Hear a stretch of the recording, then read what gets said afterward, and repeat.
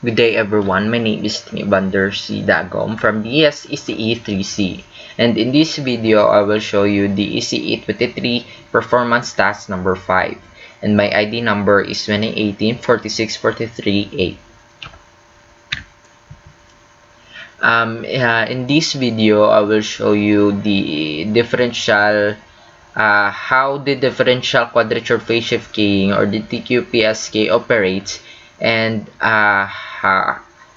and I will discuss in what electronic system uses differential quadrature phase shift keying or the DQPSK.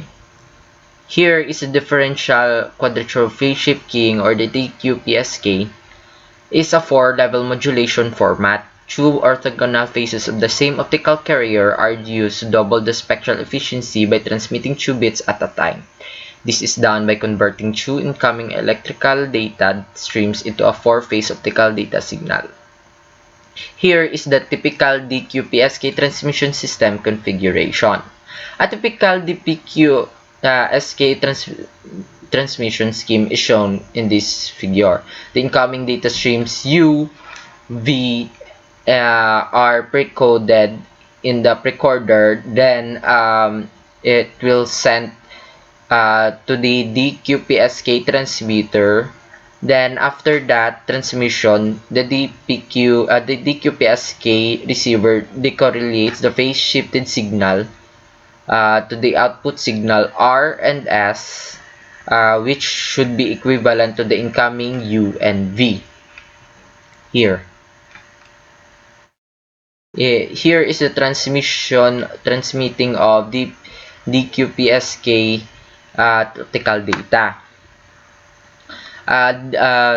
DQPSK optical transmitter converts two incoming electrical data streams into a 4-phase optical data signal. Different implementations are phase modulator, a match gender modulator, and a phase modulator MZPM, or two parallel match gender modulators in a nested structure and dual MZM plus integrated quadrature phase element.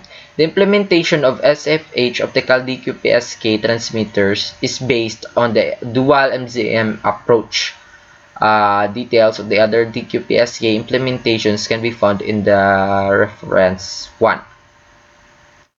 This figure shows the driving principles of the nested modulator structure. The electrical data streams U and V are converted into the I and Q in the precorder. One modulator within the nested structure is driven by the I and Q, and one by the Q channel here. The incoming CW laser here is split in the equally distributed into the two modulator, which is the MZM. The signals on the individual channels modulate the CW light in the following way. The I and the Q generate a phase shift of 0 or pi in each modulator. Here, the addition of both optical signals results in 1 out of 4 shifted symbols: pi over 4, 3 pi over 4, pi over 4, or 7 pi over 4. The optical signal at the output of the nested modulator structure is now DQPSK modulated and carries one symbol at the same speed as one of the electrical input signal. Each symbol comprises the information of 2 bits, one from I and one from the Q channel. The following equation is Here is we have an input U and B here. Then it will be pre-coded in the precorder. It will become to I and Q. Then the digital signal will go to the driver amplifier. Then it will split by the CW laser into the MZ modulator. The IQ will pass through the pi over 2. Then it will become the output signal.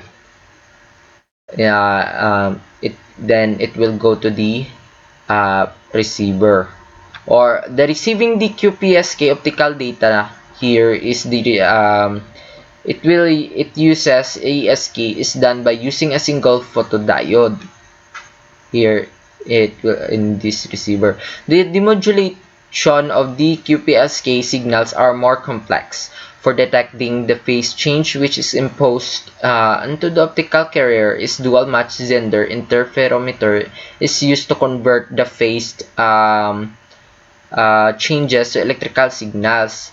The interferometer consists of two dBPSK, one symbol delay demodulators with the phase offset of positive and negative pi over 4, uh, an exemplary structure shown in this figure. Thus, a DQPSK receiver can be seen as two-bit synchronized DPSK receivers, one of each of the two DQPSK channels. The incoming light here, which is the theta k, is split into two arms with two subpatch each. Here, in each arm the path is delayed, but the transmission time here of one symbol. The lower path is phase shifted by positive pi over 4 here, and the negative pi over 4 respectively. When recombining the two parts here, the constructive destructive path interferences occur. And for optical electrical signal conversion, simple photodiodes can be used. The superposition of the subpaths causes an interrelation between consecutive symbols. Thus, the QPSK demodulation is no longer bit transparent. To ensure that the received data is equal to the transmitted data, the usage of a pre-recorder is necessary here. Due to the correlation of consecutive symbols done by the DQPSK demodulator, a pre-recorder is necessary to receive exactly the data that has been transmitted. This requires a recursive precoder structure as shown in this figure. While is unproblematic for serial implementation of the QPSK precodes, parallel implementations, which is necessary for contemporary transmission rates, requires some more consideration in regard to the implementation structure.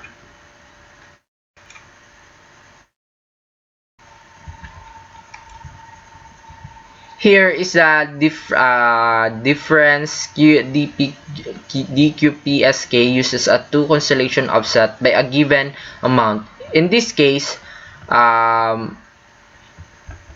over 4 radians or 45 degrees. The PQSK forces a phase transition or phase change at every single time regardless of the bit stream, and a transition must occur from one constellation to another. Here, between the blue and the orange here constellations, states will ever pass through the origin here. Another way of looking at this is to say that the maximum phase jump in the DQPSK is 135 degrees. It's important to keep in mind that even though the DQPSK constellation would have appear in 8 states, only 4 targets are possible at given time.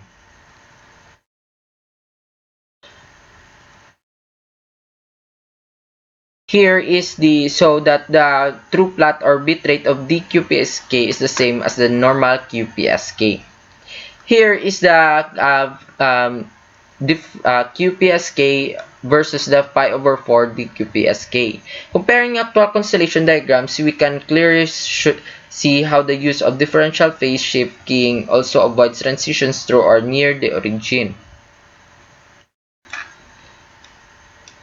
Then here is the differential QPSK is used.